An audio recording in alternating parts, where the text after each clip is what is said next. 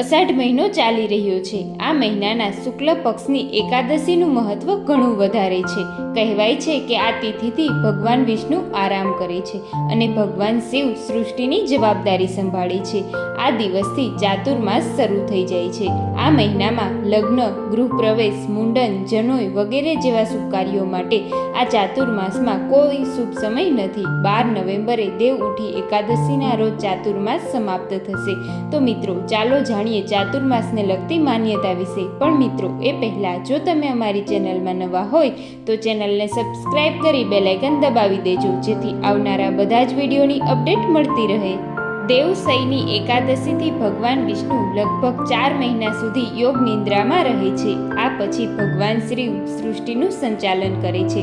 વિષ્ણુજી પંચદેવોમાંના એક છે અને શુભ કાર્ય પંચદેવની પૂજાથી શરૂ થઈ જાય છે। ચાતુર્માસમાં વિષ્ણુજી આરામ કરે છે અને તેઓ આપણા શુભ કાર્યમાં હાજર રહી શકતા નથી। આ કારણે દેવશયની એકાદશીથી દેવ ઉઠની એકાદશી સુધી શુભ કાર્ય થતા નથી। આ માટે કોઈ શુભ સમય નથી। આ ઉપરાંત ચાતુર્માસ દરમિયાન ભગવાન વિષ્ણુની અને તેમના અવતારોની વિશેષ પૂજા કરવી જોઈએ। પૂજાની સાથે ભગવાન વિષ્ણુની કથા વાંચો અને સાંભળો। જો તમે ઈચ્છો તો શ્રીમદ ભાગવત કથા, વિષ્ણુ પુરાણનો પાઠ પણ કરી શકો છો અને ઓમ નમો ભગવતે વાસુદેવાય નમઃ મંત્રનો જાપ કરો। આ દિવસો દરમિયાન દિવસની શરૂઆત સૂર્યને જળ અર્પણ કરીને કરવી જોઈએ। આ માટે તાંબાના વાસણમાં પાણી ભરીને ઓમ નમઃ શિવાય નમઃ મંત્રનો જાપ કરતા સૂર્યદેવને જળ અર્પણ કરો।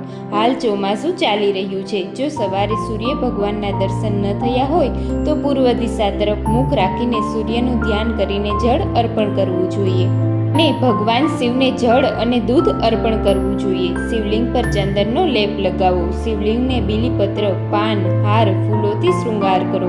ધૂપ, દીપ અને દીવા પ્રગટાવો। ઓમ નમઃ શિવાય નમઃ મંત્રનો જાપ કરો।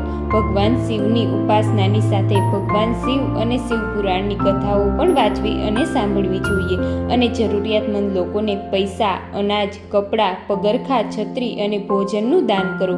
ગૌશાળામાં ગાયોની સંભાળ માટે પૈસાનું દાન કરો। મિત્રો, આવા જ અવનવા ધાર્મિક અને શાસ્ત્ર સંબંધિત વિડીયો જોવા માટે અમારી ચેનલને સબસ્ક્રાઇબ કરો।